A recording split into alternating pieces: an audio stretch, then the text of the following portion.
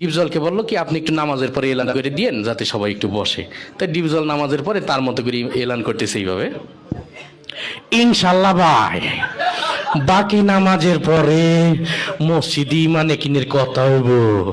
ও মুসল্লি তোরা গলতে ববি, নাইলে কিন্তু সান্ডে মান্ডে ক্লোজ করে দিব, কয়া দিবা লাচ্ছি। তো সবাই তো ভয়ে বসে গেছে, সর্বনাশ যেই লোক এলান করছে না বসলে তো খবরই আছে। তারপরে ওই প্রথম যে ইমানের বিষয়টা, কালেমার বিষয়টা দেওয়া হলো মিশা সওদাগরকে, যে আপনি একটু কালেমার বিষয়টা আপনার মতো একটু সাজাই গুছাই বলেন। তাই মিশা সওদাগর কালেমার বিষয়টা বলতেছে এইভাবে, আমরা দু চোখে যা কিছু দেখি আর না দেখি সব আল্লাহ সৃষ্টি মাখলুক। মাখলুক কিছু করতে পারে না আল্লাহর হুকুম ছাড়া, আর আল্লাহ সব কিছু করতে পারে মাখলুক ছাড়া। তাই যাই হোক সে তার মতো করে বলে গেল। তারপরে নামাজের বিষয়টা ডিপজলকে আবার দিল, যে আপনি একটু নামাজের বিষয়টা আপনার মতো করে বুঝাই বলেন।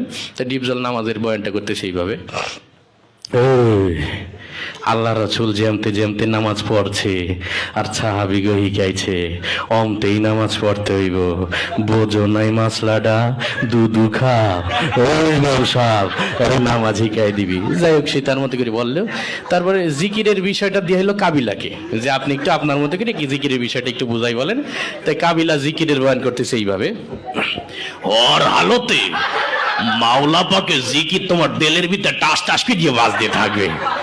জিকির হইলে যদি তুমি কবরের ভিতরে হান্দাইতে পারো তাইলে তো বাইসেই গেলা, আর জিকির না হইলে কবরে হান্দাইলে ফেরেশতারা তোমার 14 শিকের ভিতরে হান্দাই দেবে।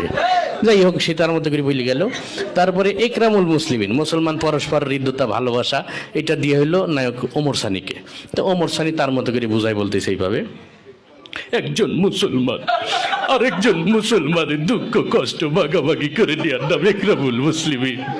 চৌধুরী সাহেব আমরা গরিব হতে পারি, আপনার মতো বদদিন নই, আমি গত মাসেও 3 তিল্লা দিয়েছি।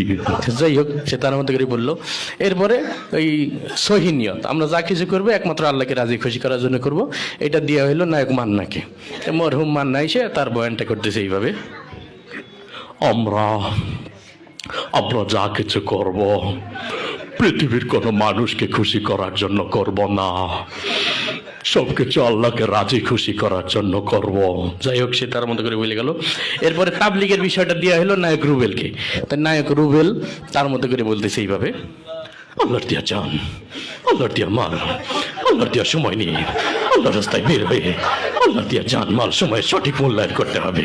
আর জেনে রাখি শয়তান, তুই যদি আল্লাহর দিয়া জান, আল্লাহর দিয়া মাল, আল্লাহর দিয়া সময় সঠিক মূল্যায়ন না করিস তুই বেঈমান হয়ে মারা যাবি, বেঈমান হয়ে মারা যাবি।